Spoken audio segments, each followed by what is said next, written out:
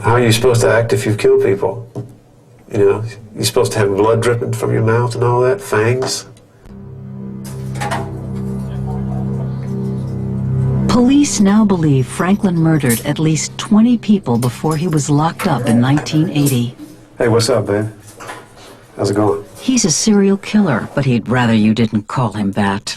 The New York Times called me a slayer. Way back in '84, so I'll just use that word. But I like the word, the term multiple slayer better than serial killer anyway. You know what I'm saying? This killer claims he's different from all the other serial killers, that he doesn't fit the profile because he killed for political reasons. The FBI agrees Franklin is one of a kind. 4 years after he was convicted for killing 2 black men in Salt Lake City, Joseph Paul Franklin confessed to a crime he'd never been suspected of. Franklin convinced authorities that he was the sniper who left porn king Larry Flynt part paralyzed in 1978. His motive? He says he was enraged by an issue of Flynt's Hustler magazine that celebrated interracial sex. And every so often, over the next 13 years, he'd come out with a new, fact-filled confession detailing exactly how he killed blacks, Jews, and whites he considered race traitors. There were the 2 women hitchhiking in West Virginia. I just turned around really quick over the seat and shot the other one. It only took 1 shot for the first one. An interracial couple in Wisconsin, and a lengthening list of other victims. It didn't really make any difference to me where I shot them at, just as long as I shot them, you know. Shot the dude twice with a .357 Magnum, just pow, pow, you know. I just fired and aimed for the center mass and hit him square in the chest. How are you supposed to act if you've killed people? You know, you're supposed to have blood dripping from your mouth and all that, fangs. Franklin got away with murder for years because he was careful. He had the right looks, and because he was a sniper. He never stopped moving, and usually he killed from a distance, picking victims he'd never met as targets of his racist mission. Usually he chose ordinary people doing the most ordinary things. A restaurant manager working late in Atlanta, a football star out on a date in Chattanooga, a couple going grocery shopping in Oklahoma City. It was almost impossible to connect them to their killer. Police had no witnesses, no suspects, no clues. At first, that was the story in Cincinnati, where the 2 boys were killed on their way to buy a soda.